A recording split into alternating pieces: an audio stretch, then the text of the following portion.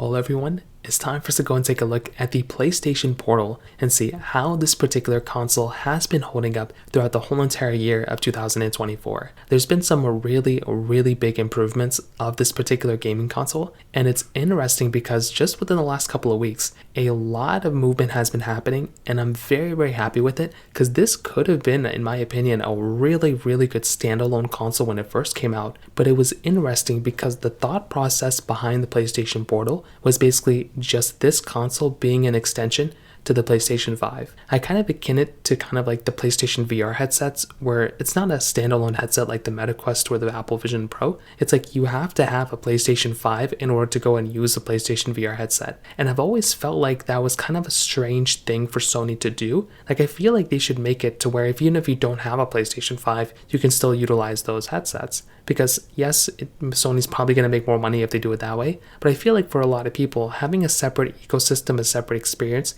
not only could I feel like it could have been a really cool thing to have a standalone device, but also like more money for Sony potentially in the future, don't know. But like with the PlayStation Portal, it's a beautiful concept, and I actually like it a lot. This is a very good approach for Sony, and the last couple of weeks, the last week or two, there's been some really big movement, which we'll talk about in a second. Now, as of this point, to buy a PlayStation Portal, this thing costs about $200. So it's a $200 console, and I kind of have a hard time saying that it's a gaming console because it is a console that you can game on, but just recently became a standalone gaming console. So before, it's not really like a PlayStation P or like a PlayStation Vita type of, successor. At least we didn't really think it was. But now that Sony has been making these changes, it could go kind of towards that direction. Now, when you take a look at the outside of the PlayStation Portal, I do think it's a pretty nice looking device. I think it looks beautiful, and I do think if you are going to go through and get a console, this thing looks very different than a lot of gaming consoles we've seen before. So you can kind of get an idea that it's basically like a PlayStation 5 controller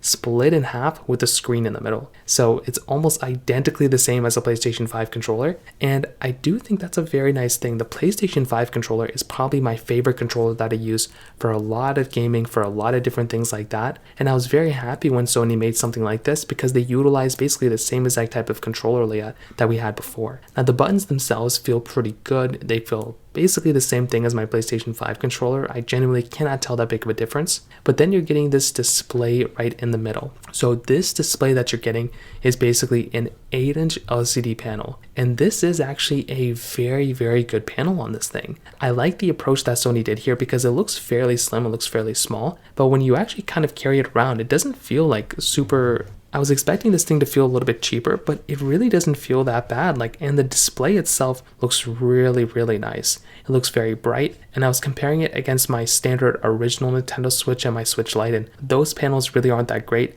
This one definitely looks like a really nice panel. Even though it's not an OLED display like we have on the Switch OLED, this thing still looks pretty solid, and it's a full HD panel, so it's 1080p, and it's a very bright panel at that as well. At the very top of the console, you're getting your power button, you're getting the Switch icon, and then you're getting your volume up and down buttons, which is really nice. And you charge this console by charging it via the USB Type-C port. That's on the back bottom, like it's not necessarily on the bottom of the display. It's like on the back of the controllers. Like, I feel like that is a little bit of a weird place they could have put it. I feel like they should have put the charging port probably at the top. That way it's more in line with the PlayStation 5 controller. So they almost got the PlayStation 5 controller stuff right. And maybe they didn't do it because the Sony logo's right there, but I feel like they probably should have put the USB Type-C charger at the very top. But, what are you going to do? Now, beyond that, you do get 60 frames per second capability inside of this display. And basically what this particular console is trying to approach, right? What this console, I guess, is trying to fix is basically we want a option for people to play their PlayStation 5 games when they don't have access to a screen. The problem, right, that we're experiencing with the PlayStation Portal, there's a couple of them. One,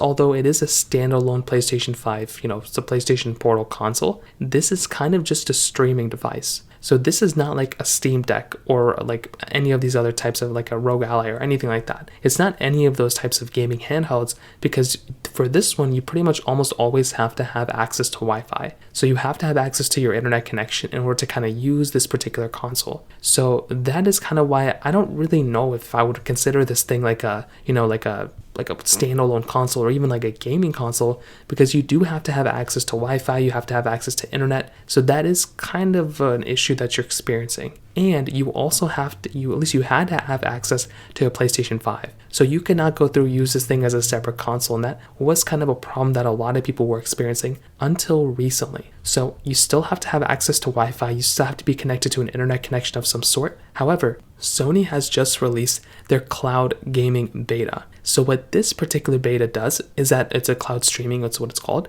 It allows you that even if you don't own a PlayStation 5, you can still play your PlayStation games on your PlayStation Portal. Now, these are still being streamed, and they're not necessarily games that you can buy on your disc and put them in. It's like if you have the PlayStation Network account, then you can go through a PlayStation Plus, then you can go through and, play those particular games. But this is a massive step up forward than what we had before, meaning even for the people who don't have a PlayStation 5, you can still buy this $200 console and you can still go through and basically still stream and play those games.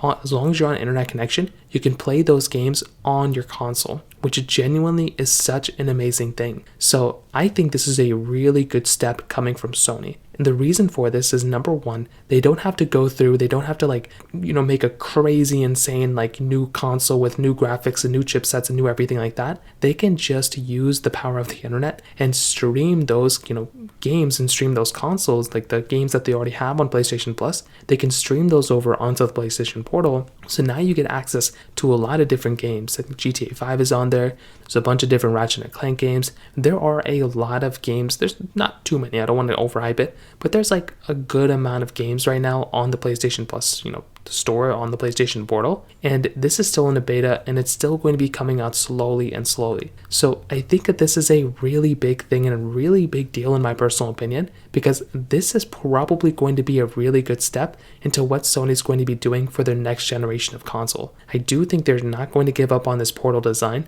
I don't really think it takes a lot of money for them to build something like this, because it's not the most powerful thing in the world. This is just really relying on Wi-Fi then to stream over. So that's kind of what this console is made for. But are you okay, if you're planning on buying this thing, right? Are you okay with having a console that you just keep at home all the time? I think if you have a PlayStation 5, then this thing could be a good extension. For $200, you can play your PlayStation 5 games on the go. You can just have this thing while you're doing other things. I think this is a really nice concept. But if you're trying to compare this thing to a Steam Deck or a Nintendo Switch or something along those lines, it's going to be a different experience, because you're going to have to be always on Wi-Fi on your PlayStation Portal, whereas on the Steam Deck or your Switch OLED, you can take those games offline and take them to go. The Steam Deck and the Nintendo Switch are standalone consoles and standalone gaming devices. So you can use those things with or without internet. You can use those things whether you have the main device or not. You don't have to have a PlayStation 5 or any console to own those. Those are standalone devices. With the PlayStation Portal, even though it's significantly cheaper than a lot of other devices and gaming handhelds, you have to have either a PlayStation Plus account or you have to have a PlayStation 5. So if you have those things, then this is kind of a cool thing and it's a cool concept. But I do think it's going to get better throughout time. I think Sony did a pretty good job with the hardware here, and I'm excited to see what ends up happening with the next, couple of weeks and next couple months of the PlayStation Portal. So I'd love to hear your thoughts about this. Let me know in the comment section below. Hit the like button, that would mean so much, but definitely hit that subscribe button. More importantly than everything else, I love every single one of you guys. Hopefully I'll catch you guys in the next video. Peace out till then.